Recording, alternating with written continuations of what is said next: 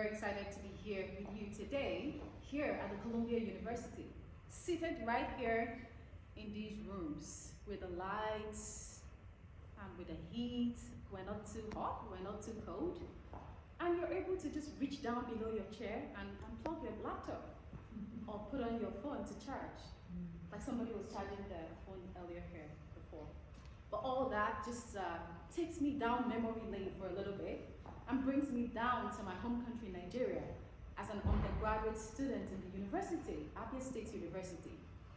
Studying for my degree examinations and having to go to classes at night to read for my examinations. I remember having to stay in class and the electricity would go out. In fact, there was no electricity in this school at all. And the school only have to use diesel to power the generator.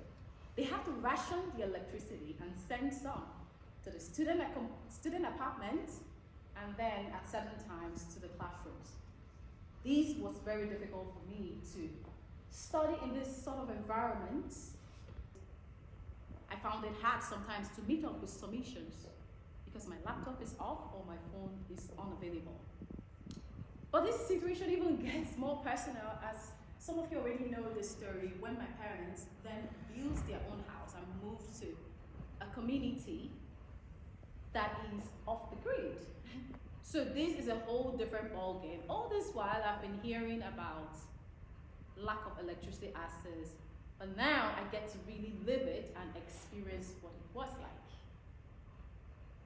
Again, the scenario repeats itself. My parents, again, are spending all their money buying diesel for the generator. Many times the generator will pack up and damage, and then we will stay without electricity for that night. I watched young people in the communities lose opportunities. They couldn't participate in digital classes or digital opportunities because of this issue. And whilst I'm talking about it now, I just remember that my mom is always telling me, Glory, why do you always have to share this story? You're always telling people we lived without electricity access. You don't have to always share it. I'm like, but Mom, this is our story. And yeah, but you always write it on social media. You don't have to tell people all the time. You know? It's not such a bad story. We didn't live there for so long like that. You know, and I'm like, that's okay. But this is why I started being an advocate for solar power. Okay, don't worry. I'll say it a little bit. I'll paint it, to sound better. So okay, whatever you do, but it's every time. Don't always put it out there. We're not that poor. We're not poor. So yeah. But I will share this story because that was what gave me my voice. That community that I moved into is what gave me the urge to look for a solution, and that's why I'm here today. I got an opportunity to go to the United States in 2015 for an exchange program, and there I sat down in a class, and the teacher mentioned something called renewable energy. And he says that this thing can help us solve climate change and provide electricity. And that is just the sun. And I'm thinking, wow, but we have sun in Nigeria too. How come our leaders are not thinking like this? I approached him. This teacher was teaching at this school, University of Delaware, but he was a Ghanaian person. And I said, do you think this is possible for us in Africa? Then he begins to give me examples of what can actually work. Then something new was planted in my heart.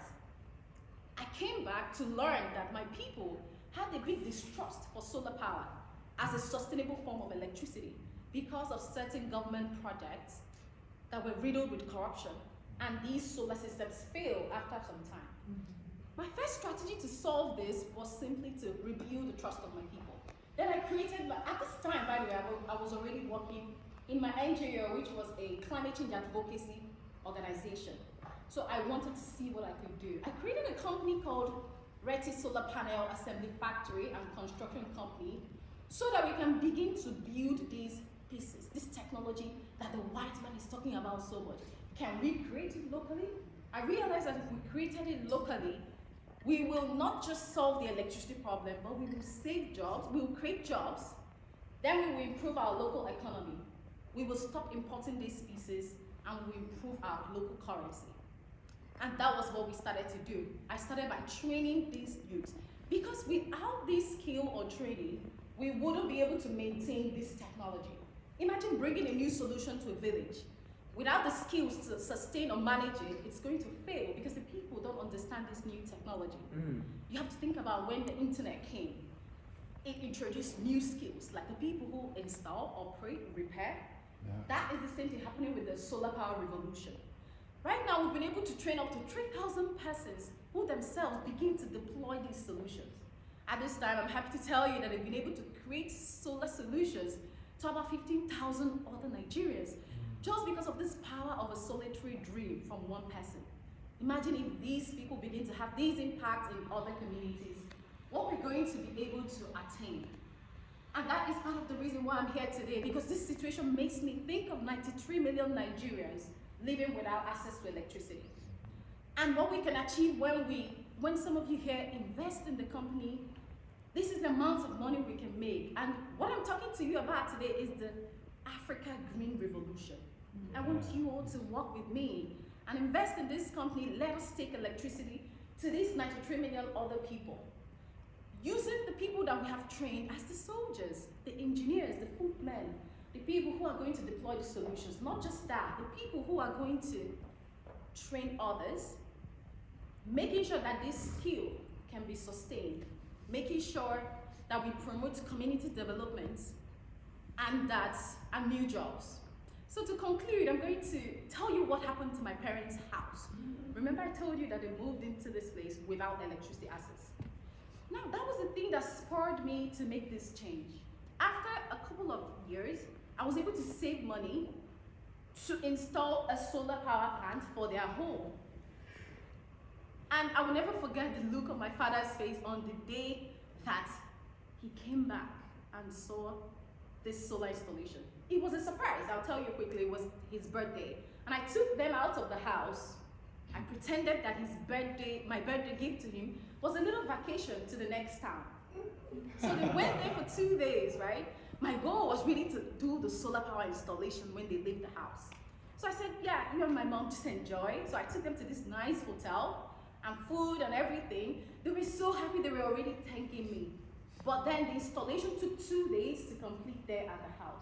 I planned this with my brother, who was at home. And we all drove back together. And I told my brother to leave the lights of the house from the outside, from the gate on.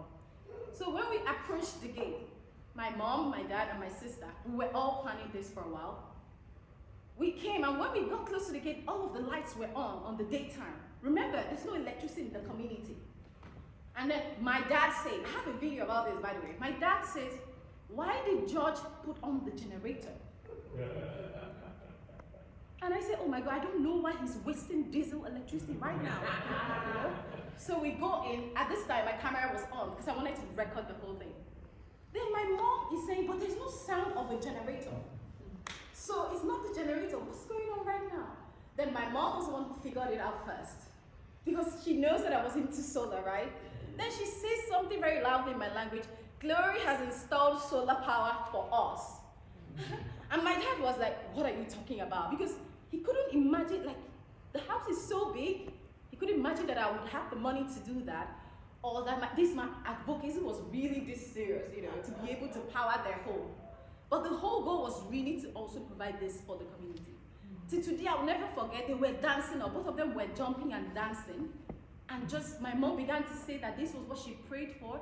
This is some of the good news she had prayed about for the new month. This is a new month, this is July, and this has just happened. They were so joyful. I think I even saw a little bit of tears like this in my father's eyes.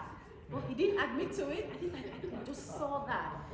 And I imagined how many years of pain living there, how many years of spending money buying diesel generators, how many years of enduring the headaches from the mechanics who are supposed to fix the generator. They have two. Some of them were not working. All of that just instantly came to an end because of solar power. Meanwhile, our country has had oil and gas for all these years, and they've not been able to use these oil and gas to provide electricity opportunities for my people.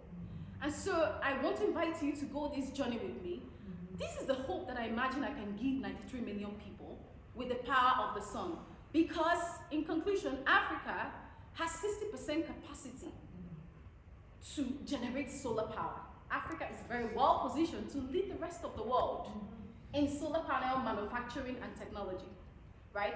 But how come Africa is encouraged to always import these things? So by doing that, we channel all of that opportunity to China or the other countries where we'll import it. But then when we start with the solar panel construction factory, we're able to not just provide access to electricity, but to increase local adoption, to provide local jobs, to improve the skill development, and to promote electricity access locally. Thank you.